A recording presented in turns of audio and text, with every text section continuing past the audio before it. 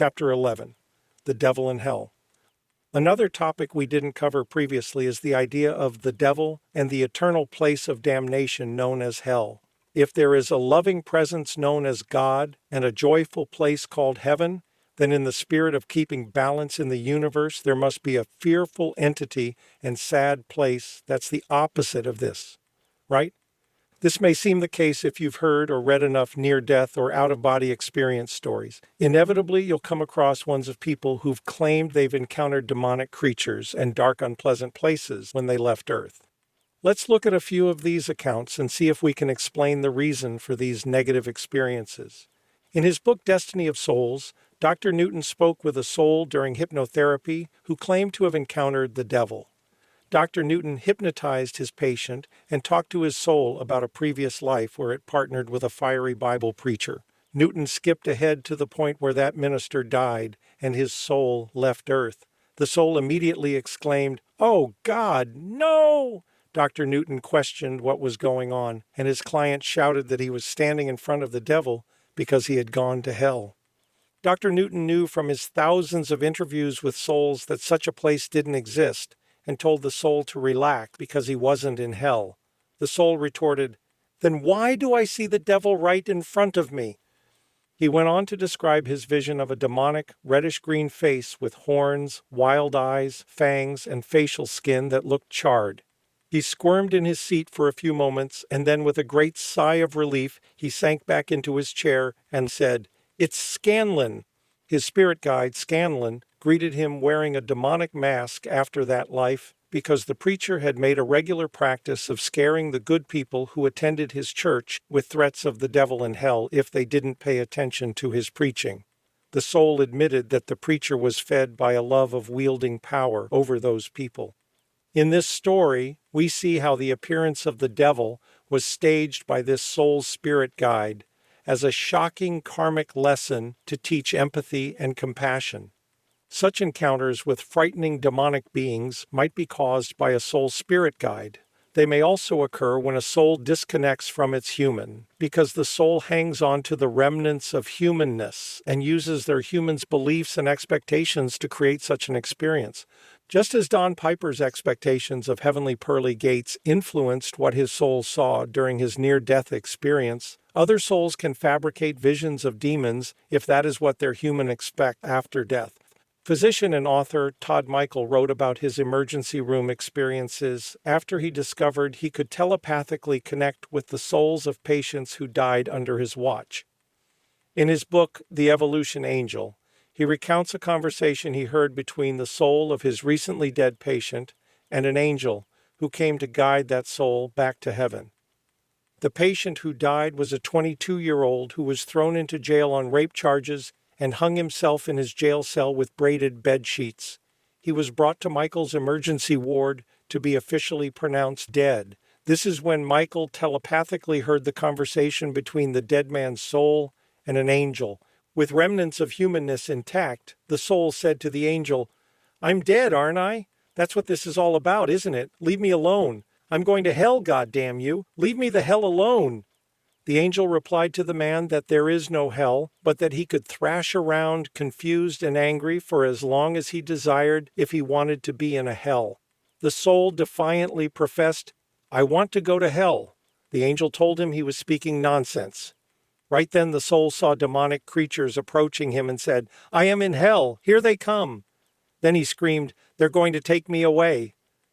Again, the angel told him that what he saw was his own nonsensical human beliefs creating the experience.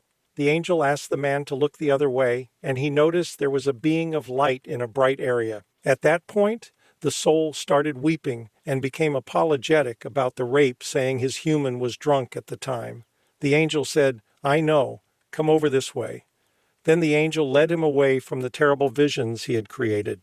This soul created demons when it separated from its human costume because of the lingering remnants of humanness that held on to beliefs of hell as a punishment for earthly behavior. Wake-up call. Whenever souls leave Earth temporarily or permanently, the scary visions they create or are created by their spirit guides are intended to transform them. Samuel Burchholz wrote about his frightening visions in A Guided Tour of Hell, a graphic memoir. He recalled a place during his near-death experience that had demonic sights and sounds he described as horrifying, yet enlightening. He emerged from this experience with a renewed faith and understanding that the worst hellish experiences are meant to wake souls up. This is similar to the message Barbara R. Romer, MD, shared in her book, Blessing in Disguise. She named these frightening near-death experiences less than positive, LTP, and described them as a spiritual wake-up call causing the person to stop, look back, and review past choices. It helps them understand the consequences of those choices, reevaluate thought patterns and glitches in thinking or reasoning, and then make necessary changes. The LTP becomes the nexus point of that individual's path, causing them to change their life direction. The reasons for demonic visions afterlife or during near-death experiences are intended to help souls learn a karmic lesson or jolt them so they change their unproductive path when they return to Earth to finish out their visit. Some souls change without the need for frightful visions. In the book The Purpose of Life, one such near-death experiencer, whom the author referred to as Robert, was a hardline fundamentalist pastor who preached of an angry God who was to be feared. Robert's spirit guide added a milestone to his lesson plan that gave him a timeout from his earthly life by putting him into a coma. While out of body, his soul went to a dark, secluded space where a transformation occurred, much like a caterpillar transitioning into a beautiful butterfly after living in a period of dark seclusion. Robert's soul shed the remnants of its human's anger and saw clearly that love was the message its human needed to deliver to people. In Robert's story, he recounted coming out of his coma and knew his preaching was a lie that hurt thousands of people. He vowed to not tell those lies anymore.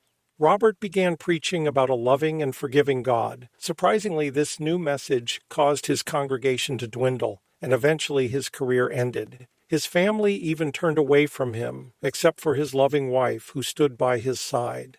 This experience of fundamentalist ministers preaching fear and then losing their congregations when they change their message to love is not uncommon. It's an example of the immense power of negative words. When congregations are fed the negative message that there is a hell and the devil, they readily adopt that fearful belief into their paradigm. Then, driven by fear, they cling to anyone who can tell them how to avoid those things. If someone tells them neither of those exists, their fearful paradigm rejects that positive message and the person who's preaching it. Exorcism. If demons are just a fabrication, then what is being removed from people during an exorcism? According to the definition, exorcism is expelling an evil spirit or malignant influence. If there are no demons, where do evil spirits and malignant influences come from? Dr. Newton had clients who came to him because they felt possessed by an entity or some sort of evil spirit. Other clients sought his help because they believed a malignant influence had been attached to them through a curse. Whatever their problem was, Dr. Newton knew it wasn't caused by demons.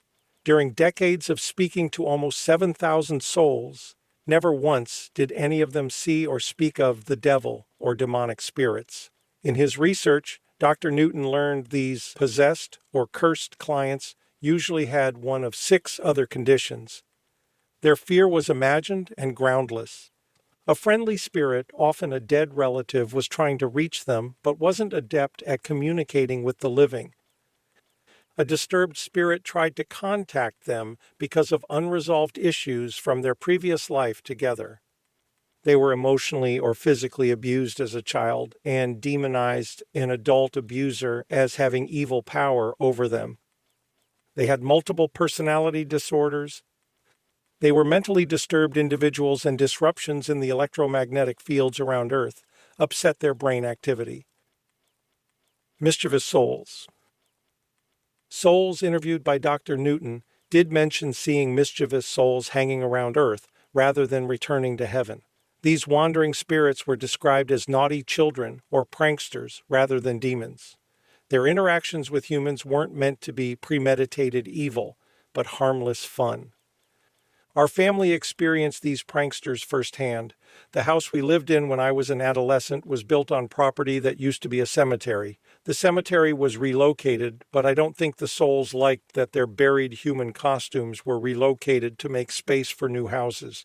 We'd regularly have objects disappear, and after an exhaustive, unsuccessful search, the object would show up in an obvious place that would have been impossible not to see during our search. After I moved out, my parents said they often found the upstairs bathroom faucets turned on full blast. Mischievous souls can also manipulate electronic and electrical things. They can ring doorbells and turn TVs and lights on and off. In one instance, when my wife and I were home alone and in different parts of our house, a vacuum cleaner that was sitting alone in a hallway started running. I heard it when I was in my office and thought my wife had started vacuuming. She came upstairs and asked, "Why is the vacuum running?" We wrote off the event as my recently deceased mother-in-law playfully letting us know she was visiting us. Throughout each of our earthly visits, one of our goals as a soul is to learn how to manipulate our humans' brains. This is particularly easy to do when the human's life is driven by the fear of its ego. Some mischievous, immature souls stick around Earth after they have shed their human costume to have some fun with these easily manipulated humans. Mischievous souls remember that Earth is just a schoolyard and their actions won't be judged or punished, so they target the humans of their soulmates or play games with the vulnerable egos of random humans. These manipulative spirits need healing and coaching. They are not the imaginary creature, Satan, nor are they fallen or any other type of angel. Angels were created to be benevolent servants. Their inherent personality is one of service and helpfulness. They were created to assist souls and don't have the independent nature to lead other angels to organize evil campaigns against souls or God. One of the services angels offer is helping to find these mischievous spirits. Angels known as rovers or trackers look for these souls hanging around Earth to coax them back to heaven so they can heal. There is no other place for these mischievous souls to go because there is no hell. The closest place to a hellish world of evil and suffering any soul can visit is the earthly realm. If evil exists in Earth School, it is only as an opportunity for learning and growth. When we can encounter evil, we can choose the negative view, see it as a scourge, and want to revenge it. Or we can think like a mature soul and recognize its value for teaching us about love. When John Walsh lost his son because of the evil act of another human, his goal wasn't to hunt down that person and punish him. Instead, he turned to the loving act of helping people who were hurting by helping them find their lost children and protecting others by capturing criminals trying to hide from the law. Just like greeter souls who welcome us into heaven can project an appearance of being our friends and loved ones, mischievous souls can make themselves appear as hideous creatures, scary apparitions, or even threatening lizard people if they want. If you ever think you see a scary, ghostly vision created by one of these mischievous souls trying to intimidate you, show them love instead of fear. Your high-vibrating loving energy will move you away from the reality of their lower-vibrating negative energy. Negative energy clusters. In some cases, random negative energy can clump together and take on a life of its own. It's not an entity, but simply a negative energy cluster that can latch onto our energy and grow as we feed it fear and negativity. As it grows, it causes an unhealthy imbalance between the negative energy of our human and our positive soul energy. This imbalance can cause health issues. In Your Soul's Gift, Robert Schwartz talks about a couple named Bob and Catherine. They were a normal married couple enjoying life until Catherine began suffering chronic pain that morphed into painful scoliosis, chronic polymyalgia rheumatic, and osteoarthritis. Her suffering caused depression, which attracted one of these negative energy clusters. Her personality changed dramatically, and doctors speculated she might have had a stroke, but they weren't sure. Bob and Catherine came to Robert Schwartz to seek his help. He enlisted a trusted channeler who contacted Aaron, a teacher in the spirit world, to help explain Catherine's compounding health problems. She was losing the will to live as her pain increased, and she had delusions that someone lived in her attic. Through Aaron, Catherine learned that her health issues were originally part of Bob's learning plan intended to help him learn caregiving, but his slowness at learning this lesson caused her issues to multiply. While he was working to learn compassionate caregiving, he gained a new lesson on how to respond with love to the degradation of their relationship. Aaron explained that Bob could help alleviate Catherine's problems by learning to give loving care and kindness. Catherine's health issues were an opportunity for Bob to learn, but when his learning wasn't happening, her deteriorating physical condition allowed negative energy to find a home within her weakened energy. This escalation of her health issues fed this negative energy until, in frustration, they enlisted professionals to help them identify a solution. The negative energy cluster wasn't coming to hurt Catherine, but to make the problem so overwhelming that they would seek the outside help they needed so Bob would learn and Catherine could heal. Hauntings. If there is no such thing as the devil or demons, what causes places to be haunted? The simple answer is souls. Dr. Newton's case 14 was a woman named Belinda. She originally came to Dr. Newton to understand why she had strange feelings of abandonment and loss when nothing to cause it had occurred in her current life. Under hypnosis, Dr. Newton learned in a previous life she partnered with a woman named Elizabeth, who lived on a large farm near Bath, England in the year 1897. Elizabeth was very emotionally clingy and married to a man named Stanley, who wanted to leave her and their life on the farm. Stanley apologized for needing to get away and promised he would return at some point. Elizabeth begged him to rethink his decision, but he left her anyhow. Stanley left the estate to Elizabeth, but she did not manage it well. She let most of the staff and workers go. She barely subsisted but couldn't leave the farm, thinking someday Stanley might return. Elizabeth died in 1919 of influenza. After her death, Dr. Newton asked her to talk about her experience of returning to heaven, but he learned her soul remained tied to the farm and chose to stay on earth as a ghost. Because she was a young soul, she didn't realize she could have searched the earth for Stanley's soul energy. Instead, she hung around the farm. Her soul retained the scar of abandonment, and she frightened off anyone interested in buying the farm. The property sat idle because everyone in the area knew it was haunted. Eventually, a redeemer of lost souls approached Elizabeth's soul after 4 years and asked, "Don't you think this is enough?" Together, they moved away from Earth's realm to get Elizabeth's soul back to heaven. If not hell, then where? If there is no devil, no demons, and no place called hell, then where do souls go if they don't return to heaven? In the last story, we read that Elizabeth's soul stayed on Earth. This is always an option. Kay Lenz, in her book What It Is Like to Die and What Comes After, writes about a man named Keith Langdon who was the patriarch of a large family and had a fatal heart attack while on vacation. Some family members asked Lenz to check and make sure his soul was doing well in the afterlife. She spoke to angels who said they tried to escort Langdon to heaven, but he resisted, saying he didn't want to leave his family. He wanted to stick around Earth to make sure they were okay. The angels guided Langdon to Lenz, with whom he reluctantly agreed to talk. Langdon was wandering around Earth aimlessly when Lenz began their conversation. He questioned why she was taking notes. Lenz explained she helps deceased people who take a detour rather than going directly back home to heaven and likes to record those conversations for concerned family members to read. She went on to explain that sometimes people don't automatically head to heaven because they don't see angels or their loved ones who came to greet them upon their return. Then she asked Langdon if he saw angels.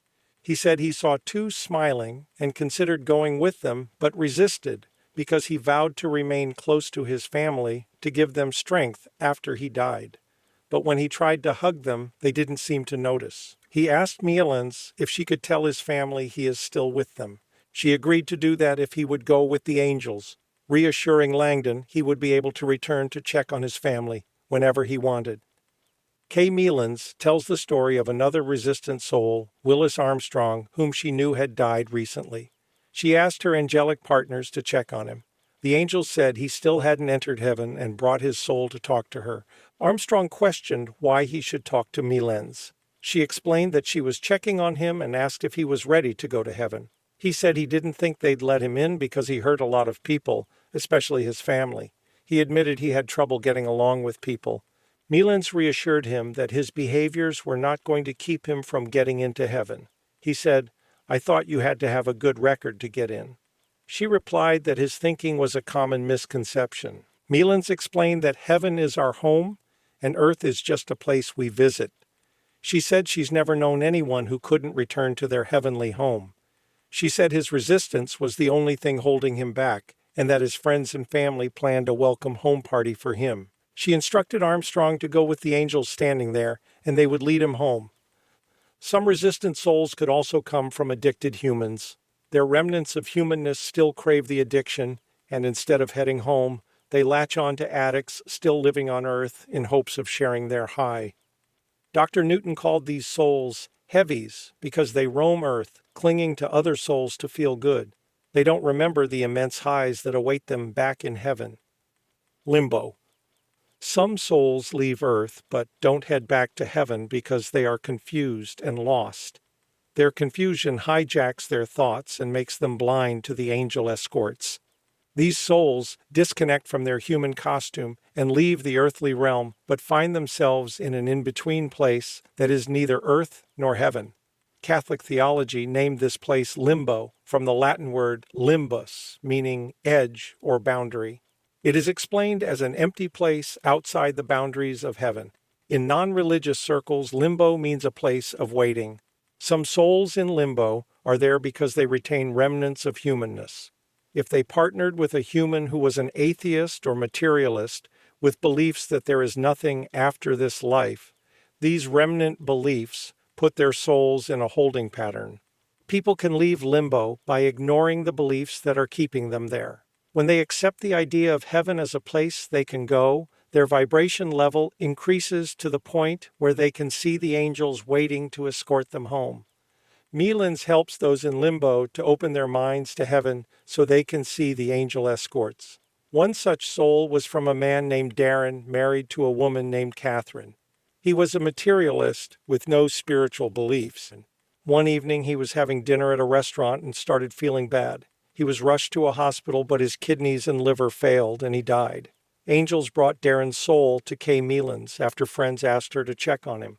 Darren's soul was confused. Its remnants of humanness thought it might still be living on Earth, but didn't know where. Milans told Darren's soul that his human died in the hospital. The soul said it couldn't believe how easy dying was and that it wasn't painful. This soul was confused and asked what happened next because he thought after death there was nothingness. She pointed out that after death he was still alive, right? He agreed he was alive and feeling great. She asked if he could open his mind to the idea there might be something after death besides nothingness. She asked him to relax his mind and pretend something for a moment. Darren's soul resisted, influenced by its remnants of humanness that wanted to approach new ideas with logic and facts, not fantasy. Milans asked him to humor her for a moment and pretend 3 angels were standing near him. The soul looked and saw angels standing there and counted 17 of them. She asked him if it's possible angels exist. Might he be open to the idea there could be a place like heaven?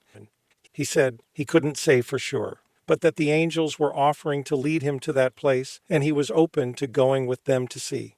Whatever the reason for souls not going directly to heaven, the bottom line is they are misguided souls, not demons or the imaginary creature Satan, and the only option we have for a place to live for all eternity is heaven.